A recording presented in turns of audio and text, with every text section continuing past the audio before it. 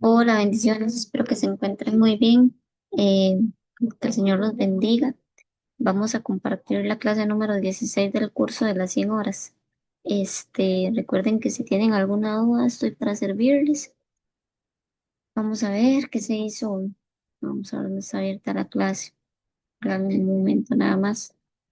Vamos a volverla a buscar por acá, iniciar un momentito.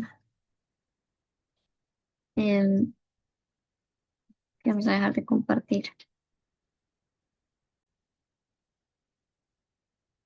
Bueno, vamos a compartir la pantalla con la clase número 16 del curso de las 100 horas. Entonces, según la pantalla, acá ya se está proyectando.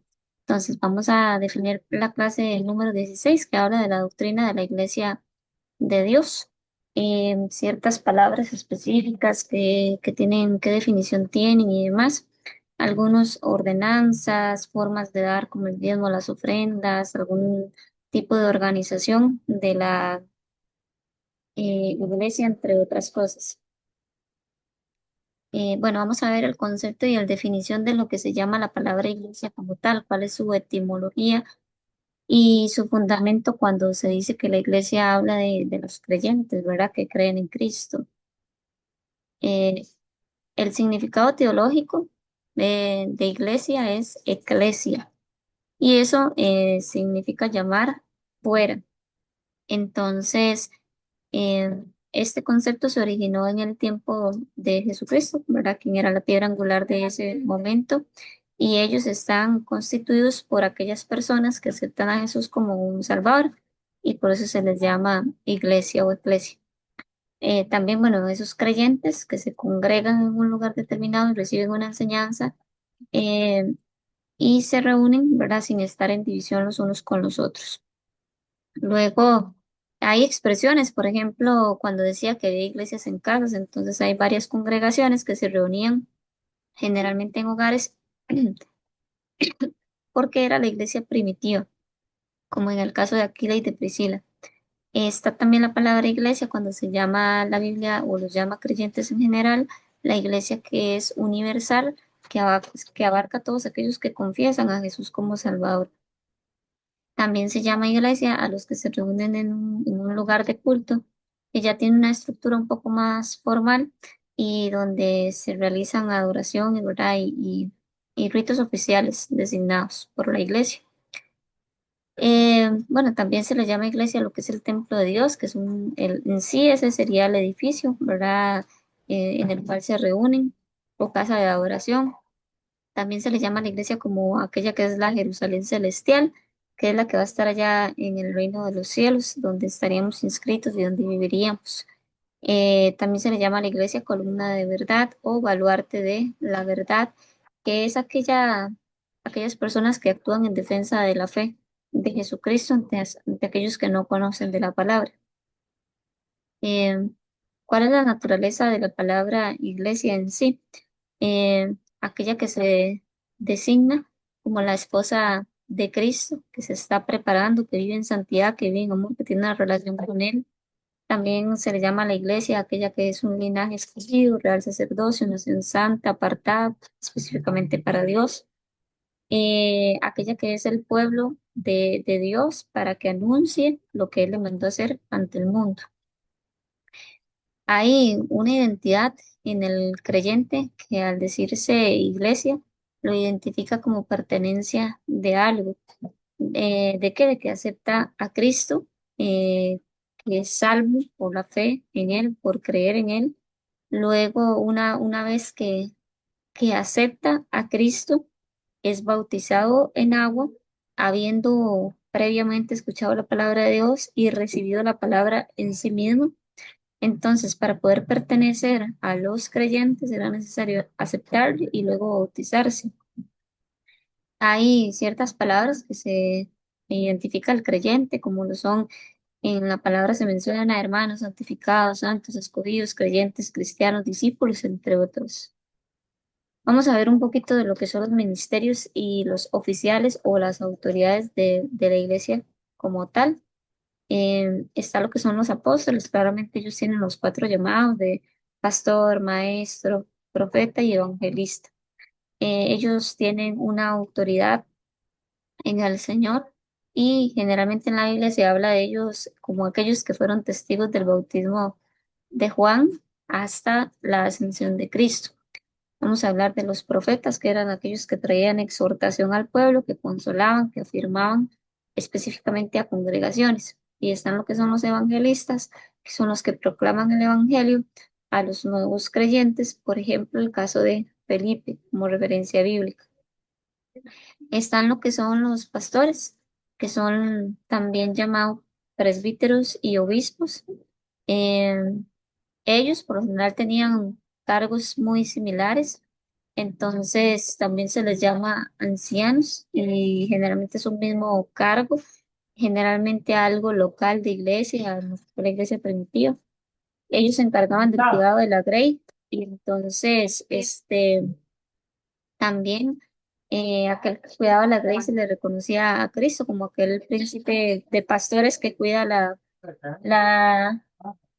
que cuida la grey de Dios, que la apacenta, que la guía y que vela por ese rebaño.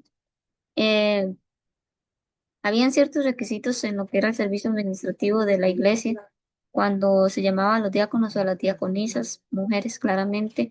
Ellos eran encargados de la parte administrativa y de lo financiero de la iglesia.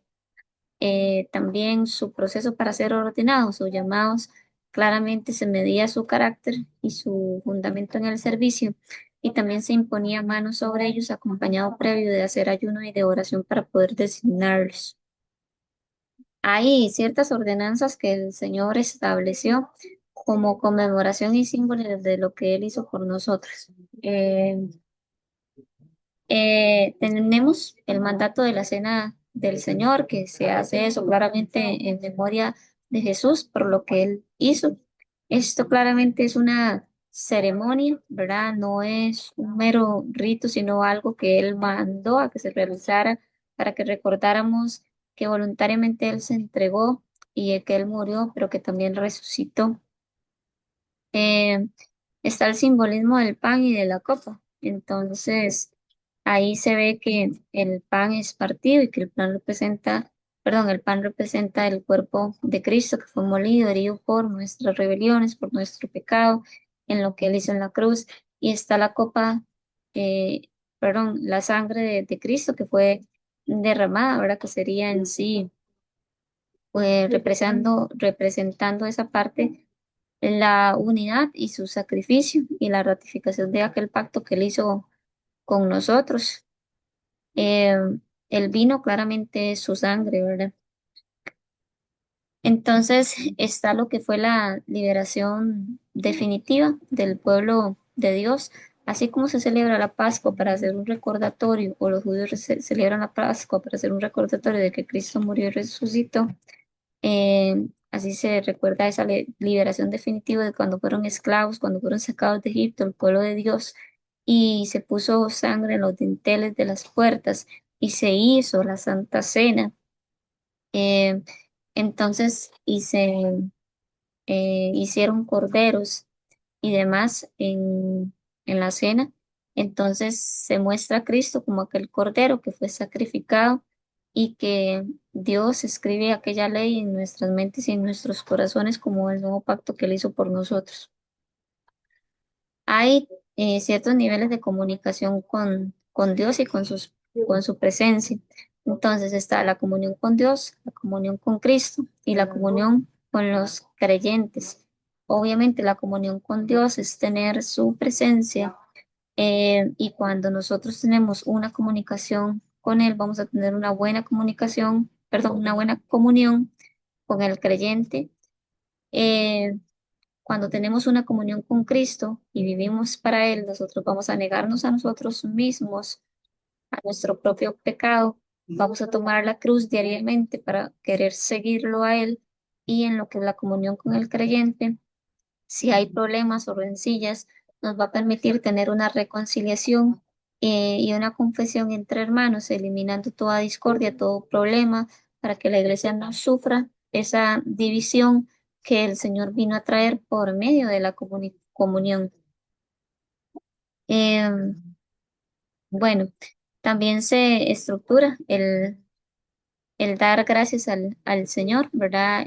Por su obra redentora y que nosotros constantemente estemos anunciando esa muerte que el Señor eh, hizo, pero que también resucitó, pero que Él también viene y que eso es algo profético en su venida, que lo estamos esperando a Él y que también esa presencia de que Él regrese, eso es una promesa y que Jesús promete eh, estar siempre durante todos los días de su vida, estar junto con la iglesia hasta el fin del mundo. Están las ordenanzas de lo que tiene que ver con el bautismo, el agua. Hay un significado, un modo, una fórmula de los sujetos que están relacionados a él. Si bien es un mandato en la Gran Comisión, se nos habla, ¿verdad?, de ir a ser discípulos y bautizarlos en el nombre del Padre, el Hijo y del Espíritu Santo, que esa sería la fórmula, y donde si nos bautizamos realmente tenemos que tener una conversión en Cristo de verdadera de pecado y ya no volver al pecado, donde yo hago un pacto y yo me integro también a la iglesia, donde yo digo, mira, si yo creo en el Señor y lo testifico, y yo me integro a la iglesia teniendo privilegios, pero también responsabilidades dentro de la comunidad cristiana.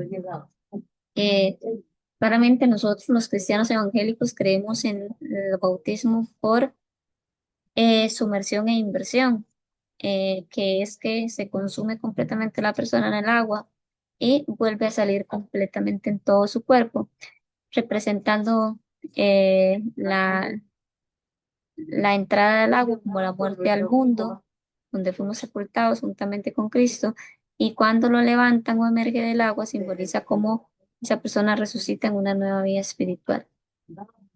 Como les decía ahora, la fórmula es, les bautizamos en el nombre del Padre, del Hijo y del Espíritu Santo, y reconocemos esa autoridad divina de parte de esas tres personas de la fe.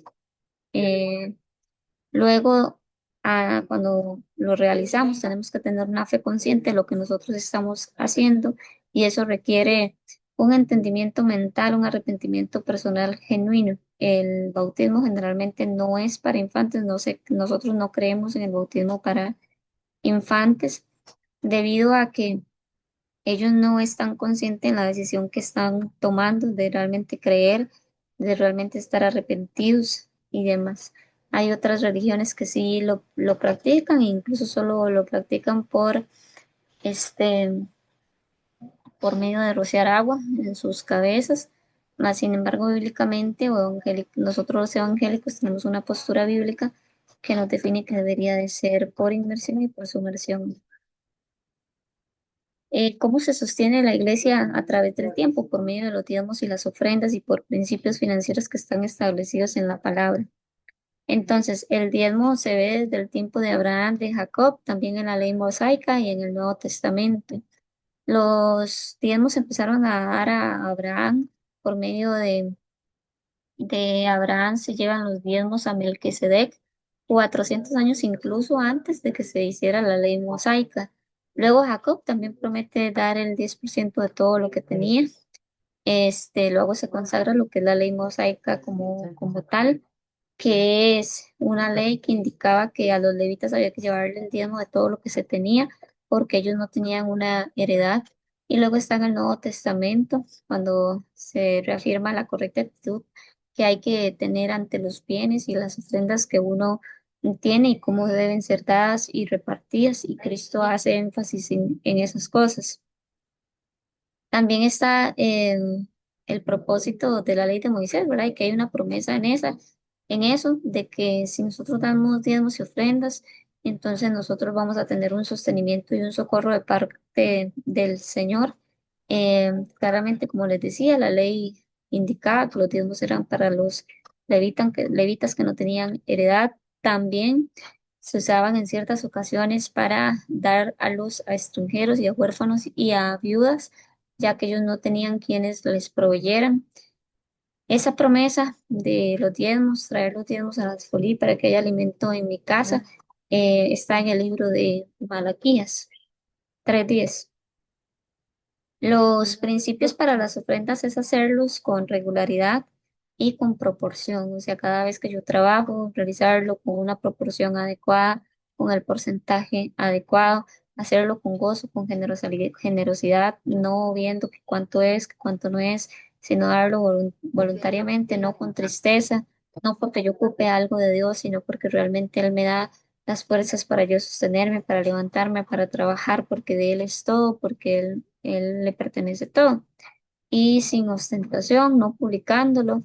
Y si doy igual una ofrenda, no diciéndole a la gente lo que yo estoy haciendo, sino que solo quede entre uno y el Señor. También eso trae beneficios de que me hace a mí una persona disciplinada y madura. Y se dice que las personas que dan claramente son más felices, ¿verdad? A nivel mundial, por decirlo de esa forma. Bueno, y acá está la biografía. Ese es el resumen en general de lo que habla eh, la clase número 16 del curso de las 100 horas. Como les decía, trataba lo que es el tema de la iglesia o la iglesia como tal y los significados a nivel bíblico que se usen.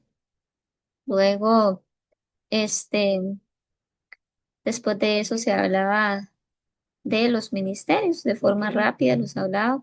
También hablaba de los diáconos, de las ordenanzas como la Santa Cena, del bautismo, de otras cosas como lo que era la comunión, el bautismo en agua y el sostenimiento de la iglesia por medio de los diezmos y de las ofrendas que se realizan. Entonces, esa sería la clase. Si tienen alguna duda, estoy para servirles y que el Señor los siga bendiciendo.